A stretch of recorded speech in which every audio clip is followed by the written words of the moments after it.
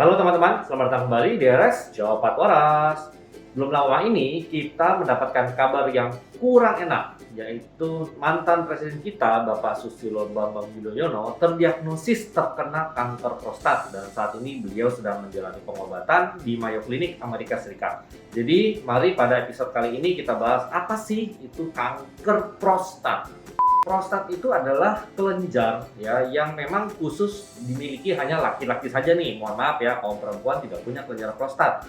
Lokasinya sendiri itu persis ada di bawah kantong kencing melingkari saluran kemih ya atau yang kita sebut dengan uretra istilahnya sebelum saluran uretra tersebut masuk ke penis gitu ya sehingga ya nanti air kencingnya bisa keluar. Fungsinya apa sih kelenjar ini? Fungsinya kelenjar prostat itu memang terkait dengan aktivitas seksual, yaitu dia menghasilkan cairan ejakulat yang berfungsi untuk melindungi sel-sel sperma dan juga memberikan nutrisi kepada sel-sel sperma sehingga bisa kuat ya di environment, di lingkungan di tubuh wanita sehingga bisa membuahi sel telur. Gejala kanker prostat ini sebenarnya sangat mirip dengan gejala pembesaran prostat jinak ya, yang memang umumnya akan dialami oleh semua laki-laki apalagi ketika sudah usia lanjut. Nah, gejalanya itu bisa dari ya tentu saja gangguan berkemih ya, karena dia kan menjepit saluran kencingnya tuh yang menuju keluar lewat penis. Jadi bisa saja kencingnya rasanya nggak lampias ya, jadi setelah pipis rasanya masih ada sisa tuh. Lalu kencingnya bisa terputus-putus, bisa seperti sensasi nggak bisa tahan pipis, jadi gampang ngompol, atau sering kencing di malam hari. Nah, dan karena fungsi kelenjar prostat ini dia juga berhubungan sama mengeluarkan cairan ejakulasi, dia juga bisa saja tuh berpotensi pada saat ejakulasi ternyata bercampur darah yang kita sebut dengan hematospermia atau juga bisa menyebabkan susah kencing ya, jadi susah kencing atau kita sebut dengan retensi urin. Dan kalau misalnya kankernya ini sudah stadiumnya lanjut atau menyebar gitu ya, bahasa gampangnya yang menyebar ke organ lain, bisa muncul gejala lain nih, misalnya ya pasiennya kelihatan kurus, ya tidak semangat, tidak nafsu makan, ya badan turun berat badannya banyak, dan juga kalau sudah menyebar ke tulang, karena kanker prostat ini cukup sering menyebar ke tulang, bisa ditemukan adanya nyeri pada tulang. Gimana sih kanker prostat itu dideteksi atau didiagnosis? Selain dari gejala-gejala yang ada, yang tadi sudah saya kemukakan ya, bisa juga dengan melakukan pemeriksaan colok dubur atau rectal touche yang dilakukan oleh dokter. Ini bisa kita raba loh, oh ini prostatnya membesar gitu ya, atau permukaannya tidak rata atau teraba keras gitu. Dan ya plus gejala-gejala yang tadi. Tapi juga penting untuk dilakukan pemeriksaan darah yang namanya PSA. PSA itu adalah prostat specific antigen. Karena kalau kadar PSA-nya ini makin tinggi, apalagi sangat tinggi gitu ya, ini resiko atau kemungkinan besar mengalami kanker prostat itu juga makin tinggi.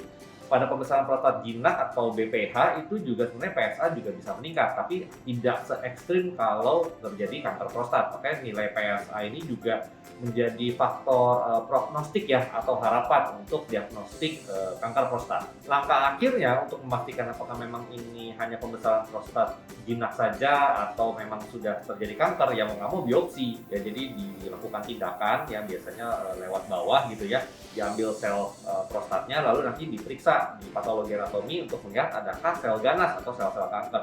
Kalau misalnya memang ditemukan sel kanker ya berarti memang sudah tegak ya bahwasanya adalah kanker prostat dan dilakukan pemeriksaan lanjutan untuk melihat apakah sudah ada penyebaran dari kanker prostat untuk menentukan stadiumnya.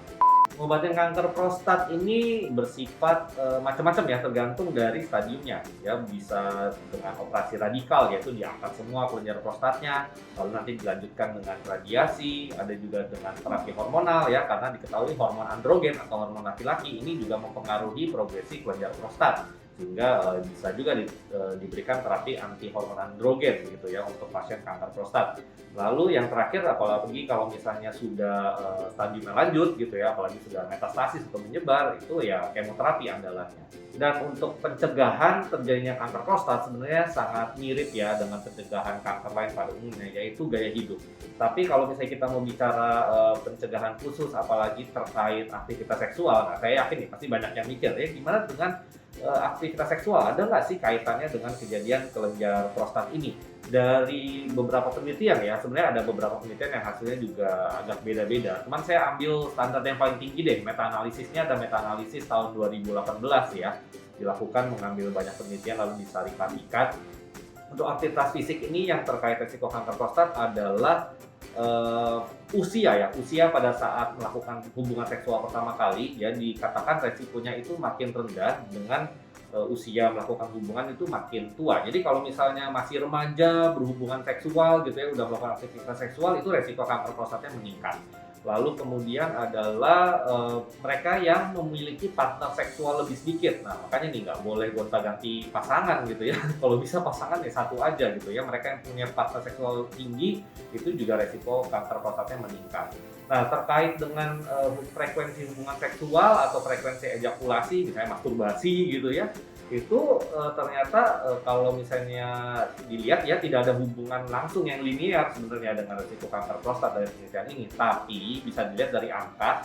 Kalau frekuensi hubungan seksualnya atau frekuensi ejakulasinya ini sedang-sedang saja, misalnya anggap 3-4 kali per minggu, tidak terlalu setiap hari juga, atau bahkan sehari beberapa kali gitu ya, itu terkait dengan risiko kanker prostat yang lebih rendah. Jadi ya memang hidup ini harus balance lah, yang sedang-sedang saja.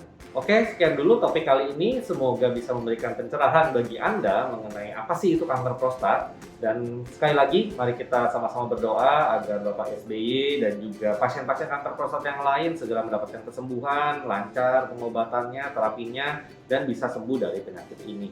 Saya Dr. Aldo undur diri, silahkan like, share, dan subscribe apabila merasa topik kali ini bermanfaat. Dan sampai jumpa di episode RS Cepat Waras berikutnya. Bye-bye!